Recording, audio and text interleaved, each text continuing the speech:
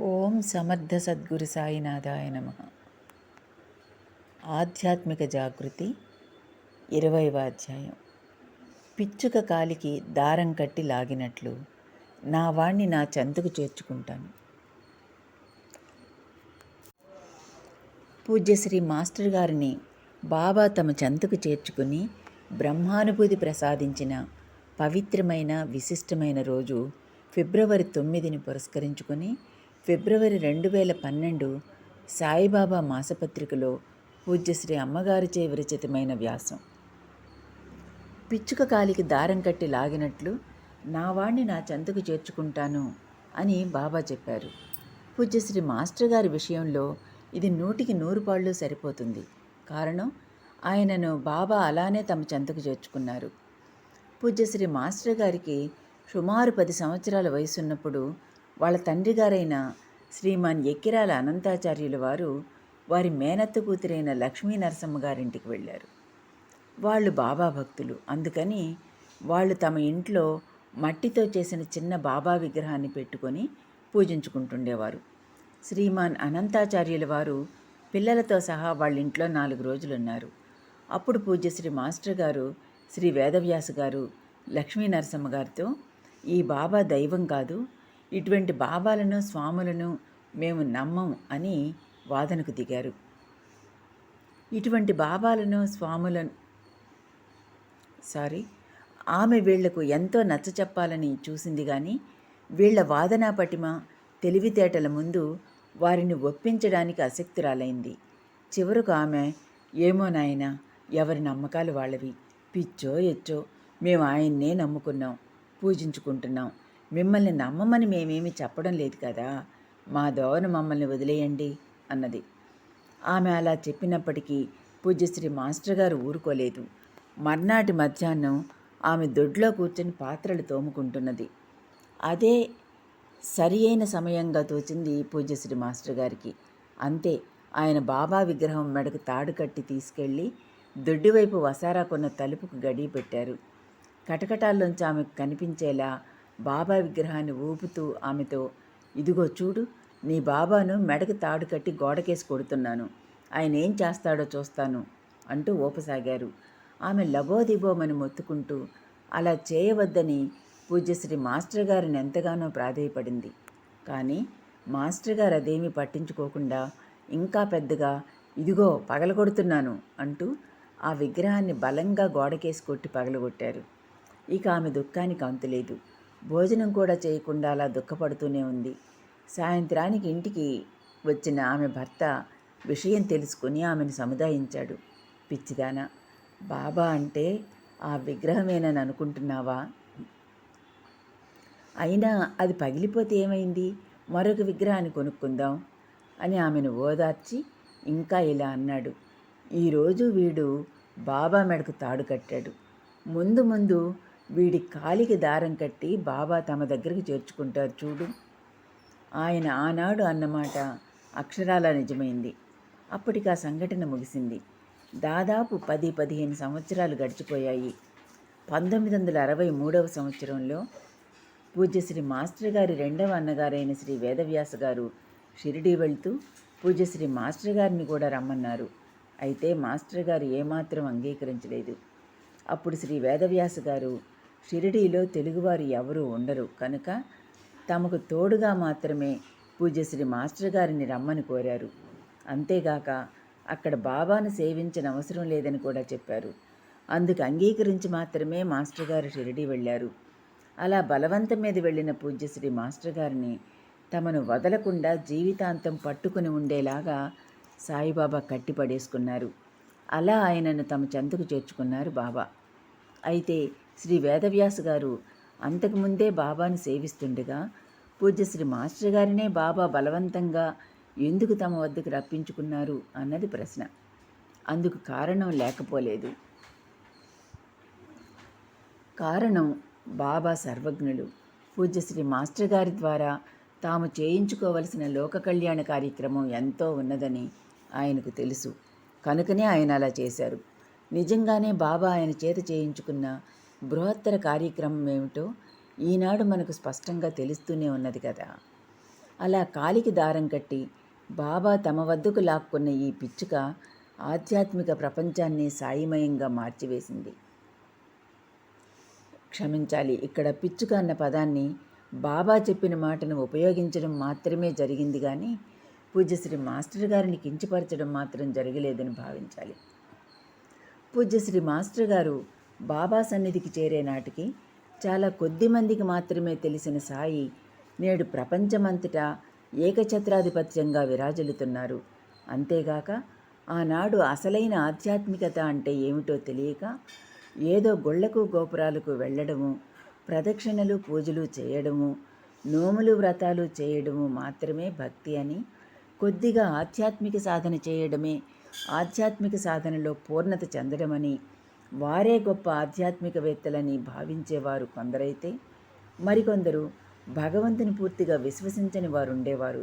కారణం, ఆనాడు పాశ్చాత్య నాగరికత తలకెక్కి అలా జీవించాలన్న కోరిక రాను రాను ప్రజలలో బలీయమవుతూ మన సంస్కృతిని చిన్నచూపు చూడడం, తిరస్కరించే దశ ప్రారంభమైంది, ఊపందుకుంది కూడా.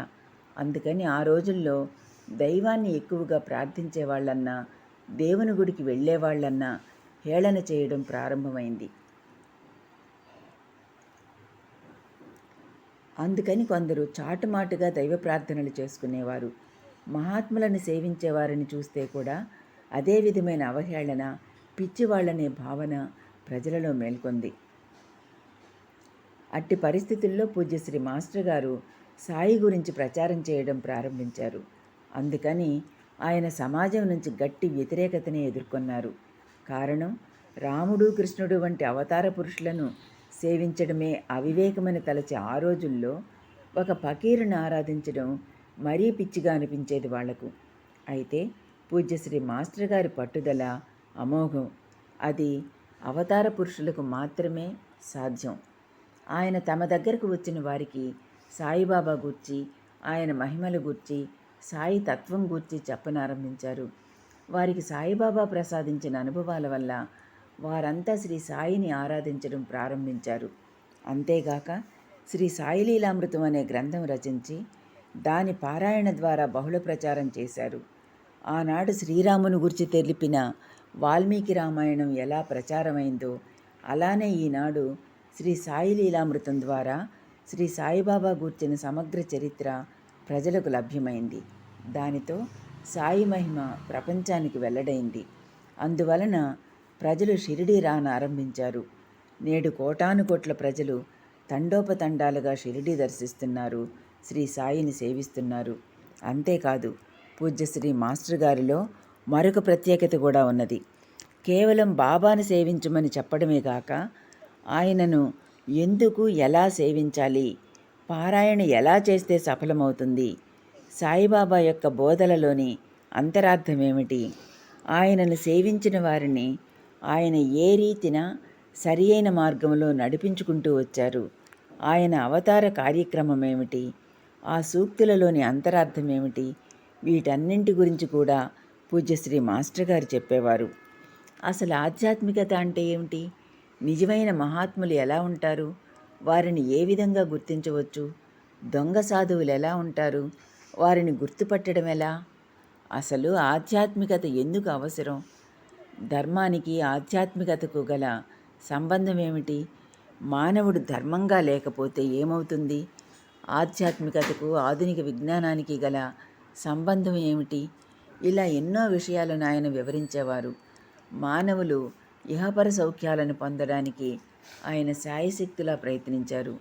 అయితే ఆయన సంకల్పం పూర్తిగా నెరవేరినట్లేనా అని ఎవరికైనా సందేహం కలగొచ్చు. అందుకు ఆయన ఇచ్చిన సమాధానమే మనము ఇక్కడ చెప్పుకుందాం. నా ప్రయత్నం పూర్తిగా సఫలమైందా లేదా అన్నది నాకు అనవసరం. నాకు తెలిసిన విషయాలు చెప్పి నా సాటివారికి సాధ్యమైనంత మేలు చేయడానికి ప్రయత్నిస్తున్నాను. ఫలితం నా చేత సేవ చేయించుకుంటున్న సాయియే చూసుకుంటారు. నేను ప్రస్తుతం విత్తనం మాత్రమే వేస్తున్నాను. అది పెరిగి మహావృక్షం అవడానికి కొంతకాలం పట్టవచ్చు. ఏది ఏమైనప్పటికీ ఫలితం నిర్ణయించవలసింది కాలం, కాలస్వరూపుడైన సాయి మాత్రమే అనేవారు. ఇతరుల శ్రేయస్సు కోసం కన్న తండ్రిలా అమితంగా తాపత్రయపడుతూ ఫలితం ఆయన గురువుకు వదిలివేయడం ఆయనకే సాధ్యం. మానవుని స్వభావం చాలా విచిత్రమైనది. దేనినైనా స్వార్థంగా మలుచుకోగల సామర్థ్యం దానికున్నది. కనుక పూజ్యశ్రీ మాస్టర్ గారు ఆధ్యాత్మికత అంటే ఏమిటో, సాయిబాబాను సేవించడం అంటే ఏమిటో అంతగా బోధించినప్పటికీ ప్రజలు ఆధ్యాత్మికత సాధన జోలికి వెళ్ళకపోయినా కనీసం బాబాను సేవించడంలో కూడా స్వార్థం తొంగి చూస్తున్నది. ప్రజలలోని ఆశ భయాలను ఆసరాగా తీసుకొని కీర్తి ధనకాంక్ష గల కొందరు సాయి భక్తులు తమను తామే గురువులుగా భావించుకుంటూ తమ దగ్గరకు వచ్చిన వారిని అసలైన సాయి భక్తు నుండి పక్కదారి పట్టిస్తున్నారు. అమాయక ప్రజలు వారినే సద్గురువులని, మహాత్ములని, అవతార పురుషులని భావించి సేవిస్తున్నారు. ఈనాడు ఈ దొంగ గురువుల బెడద చాలా ఎక్కువగానే కనిపిస్తున్నది. దీనివల్ల ఆధ్యాత్మికతకే చీడపట్టినట్లవుతుంది. నిజంగా పూజ్యశ్రీ మాస్టర్ గారు ఆశించినది అదేనా? ఆయన బాబా ప్రచారం అంతగా చేసినది ఇందుకేనా అని అనిపించక మానదు. AK-47 రైఫిల్ను కనిపెట్టినవాడు, మహాశక్తివంతమైన అణుబాంబును కనిపెట్టినవాడు వాటిని ప్రస్తుతం ఉపయోగించుకుంటున్న విధానాన్ని చూసి తామెందుకు వాటిని కనిపెట్టామా అని ఎంతో బాధపడ్డారట, పశ్చాత్తాపడ్డారట. అలాగే జీవితాంతం పోరాడి స్వాతంత్రాన్ని తెచ్చి మన చేతిలో పెట్టిన గాంధీ మహాత్ముడు నేటి మన దేశ పరిణామాలను చూస్తే తానెందుకు అలా చేశానా అని గుండె పగిలి మరణించేవారేమో. ఒకసారి ఎవరో ఒకరు మరణించాట. అతనిని చూడవచ్చిన వారితో ఒకడిలా అన్నట్ట, నిజంగా ఈయన చచ్చిపోయాడు కాబట్టి బతికిపోయాడు కానీ బతికుంటే నిజంగా చచ్చిపోయేవాడే అని. అలాగే గాంధీ మహాత్ముని పరిస్థితి కూడా అని మనం ఊహించవచ్చు. అయితే ఎంత గొప్పవారైనా మానవులే గనుక బాధపడి తీరుతారు, పశ్చాత్తాపడొచ్చు కూడా. కానీ మహాత్ములు, అవతార పురుషులు బాధపడడం వేరే విధంగా ఉంటుంది.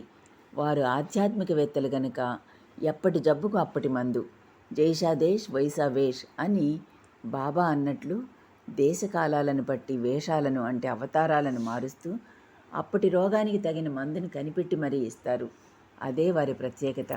దుష్ట శిక్షణ శిష్టరక్షణ చేయడానికి మళ్ళీ మళ్ళీ అవతరిస్తూనే ఉంటారు. అట్లా అవతరించిన వారే పూజ్యశ్రీ మాస్టర్ గారు కూడా. ఆయన ఈ శరీరాన్ని ధరించి వచ్చినప్పుడు కలి ప్రభావాన్ని అరికట్టి మనలను సన్మార్గాన నడిపించడానికి అనేక విధాల ప్రయత్నించారు. ఆధ్యాత్మికతకు వచ్చిన ఈ రుగ్మతను నివారించడానికి అనేక ఔషధాలను మనకు అందించారు. అవే ధర్మ ప్రబోధం, గురు సాంప్రదాయాన్ని గౌరవించి పాటించడం, మహాత్ముల సేవ, వారి బోధలను ఆచరించడం. వీటిని ఆచరించడానికి ప్రయత్నిస్తే క్రమంగా మనలో మార్పు వచ్చి సన్మార్గానికి వస్తామని, కలిమలం మనకంటదని ఆయన బోధించారు. అయితే ఆయన ప్రయత్నం ఫలించలేదని మటుకు చెప్పలేం. ఆనాడు ఆధ్యాత్మికత అంటేను, భక్తి అంటేను అయిష్టత ఉన్న ప్రజలు మన శక్తికి మించిన అతీతమైన శక్తి ఒకటి ఉన్నదని, దానిని ఆశ్రయిస్తే తమ కోరికలు నెరవేరుతాయని భావిస్తున్నారు. నేటి ప్రజలలో చాలామంది బాబాలను, స్వాములను, అమ్మలను ఆశ్రయించి తగిన ఫలితాలను పొందుతున్నారు. కనుక ప్రజల మనస్సులలో భక్తి అనే బీజం పడింది కదా.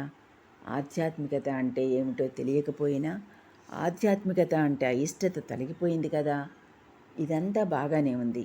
అయితే ఇప్పుడు మన కర్తవ్యం ఏంటి అని మనకు అనిపించవచ్చు. మనం చేయవలసిందల్లా పూజ్యశ్రీ మాస్టర్ గారు ఇచ్చిన ఔషధాలను బలవంతంగానైనా సేవించడమే. అవి నిజంగా అమృతతుల్యాలే అయినా మన అంతరాంతరాలలో వాటి పట్ల విముఖత ఉంటుంది గనుక అవి మన పాలిట ఔషధాలే. వాటిని బలవంతంగానైనా సేవించడం ఎందుకు అంటే, ఒకవేళ మనం పూజ్యశ్రీ మాస్టర్ గారు చెప్పిన వాటిని పాటించాలనుకున్నా ఆచరణలో పెట్టలేకపోతున్నాం గనక. పూజ్యశ్రీ మాస్టర్ గారి ప్రభంజనం ప్రభవిస్తున్న ఈ కాలం ఎంతో విశిష్టమైనది. ఈ కాలంలో జీవిస్తున్న మనం ఎంతో భాగ్యశాలురమే. పూజ్యశ్రీ మాస్టర్ గారు మనలాంటి ఎందరినో ఏదో ఒక మిషతో తమ చెంతకు చేర్చుకుంటారు, సాయి సన్నిధికి చేరుస్తారు కూడా. పూజ్యశ్రీ మాస్టర్ గారిని బాబా తమ చెంతకు చేర్చుకున్న పవిత్రమైన విశిష్టమైన రోజు ఫిబ్రవరి 9. కనుక ఈ ఫిబ్రవరి 9న మన శక్తి మేరకు మహోత్సవం జరుపుకుందాం. ఈ కృతజ్ఞతా మహోత్సవ సందర్భంగా ఎందరో పూజ్యశ్రీ మాస్టర్ గారి వద్దకు రావాలని, ఆయన ఇచ్చే ఆధ్యాత్మికత అనే ఔషధాన్ని సేవించి నిత్యానందమనే ఆరోగ్యాన్ని పొందాలని పూజ్యశ్రీ మాస్టర్ గారిని ప్రార్థిద్దాం. అలా జరగాలని ఆశిద్దాం. 20వ అధ్యాయం సమాప్తం. ఓం సాయిరాం.